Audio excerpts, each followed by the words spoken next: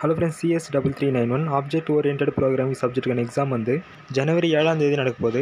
இந்த சப்ஜெக்ட்டை பொறுத்தவரை கொஷின்ஸ்லாம் வந்து எக்ஸாமில் எந்த மாதிரிலாம் கேட்பாங்க, நாம் வந்து எந்த மாதிரிலாம் படிக்கலாம், அதுக்கான இம்பார்ட்டன்ட் கொஷின்ஸ் என்னென்னு டீட்டெயிலாக இந்த வீடியோவில் பார்க்கலாம்.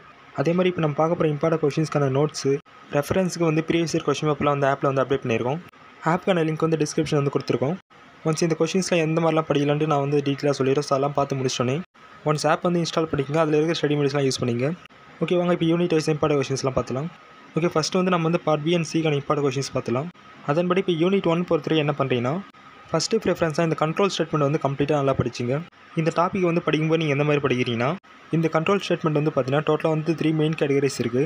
அதாவது selection statement, loop statement, next transfer statement. இந்த 3 ஸ்டேட்மெண்ட்டுக்கான அதர் நேம்ஸும் பார்த்தீங்கன்னா ப்ராக்கெட்டில் கொடுத்துருவோம். எதுக்காகனா இந்த அதர் நேம்ஸும் வச்சு பார்த்தீங்கன்னா கொஷின் வந்து ஃப்ரேம் பண்ணுவாங்க. ஸோ யாரும் வந்து கன்ஃபியூஷன் ஆகாமல் எந்த ஸ்டேட்மெண்ட் அவங்க வந்து கேட்குறாங்களோ ஸோ அது வந்து கரெக்டாக வந்து ஆன்சர் பண்ணுங்கள். இதுலேயும் மெயினாக அந்த லூப் கண்ட்ரோல் ஸ்டேட்மெண்ட் பார்த்தீங்கன்னா நிறைய பேர் வந்து லூப் ஸ்டேட்மெண்ட் வந்து பார்த்தீங்கன்னா ஆன்சர் வந்து ரைட் பண்ணது வாய்ப்பு இருக்குது. ஆக்சுவலாக வந்து லூப் கண்ட்ரோல் ஸ்டேட்மெண்ட் மென்ஷன் பண்ணாக்கா அது வந்து பார்த்தீங்கன்னா ட்ரான்ஸ்ஃபர் ஸ்டேட்மெண்ட் அர்த்தம். அப்போ ட்ரான்ஸ்ஃபர் ஸ்டேட்மெண்ட்டுக்கான ஆன்சர் தான் வந்து பார்த்தீங்கன்னா ரைட் பண்ணணும். ஸோ அதனால் படிக்கும்போது இந்த அதர் நேம்ஸ்லாம் பார்த்தீங்கன்னா நல்லா வந்து ஞாபகம் வச்சுங்க.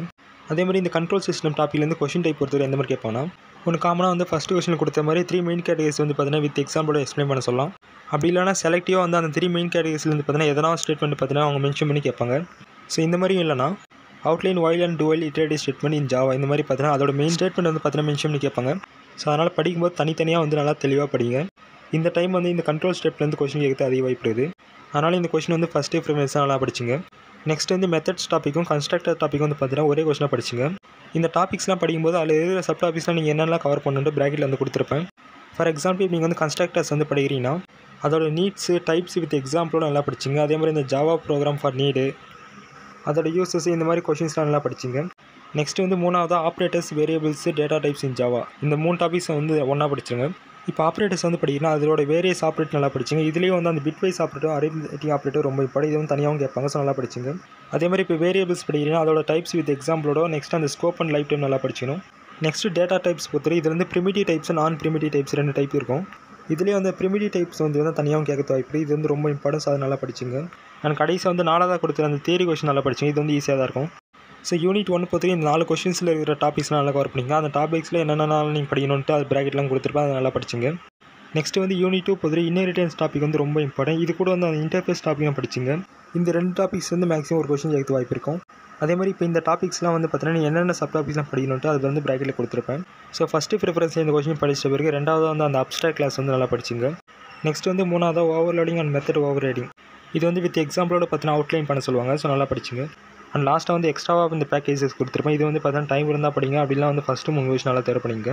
இந்த கொஷின் படிச்சிட்டோன்னே கடைசியாக வந்து அந்த டிஃப்ரென்ஸ் பிட்வீன் கொஷின் வந்து கொடுத்துருப்பேன். அது வந்து பார்த்தீங்கன்னா சப்டிவிஷன் கேட்க வாய்ப்பு இருக்குது. ஸோ அந்த கொஷின் நல்லா படிச்சிங்க. நெக்ஸ்ட் வந்து யூனிட் 3 பொறுத்தவரை எக்ஸப்ஷன் ஹேண்ட்லிங் வந்து ரொம்ப இம்பார்ட்டன்ட். ஸோ இந்த டாபிக் நீங்கள் கம்ப்ளீட்டாக தேர்வு பண்ணிட்டீங்கன்னா ஒரு கொஷின் வந்து ஈஸியாக அட்டன் பண்ணலாம்.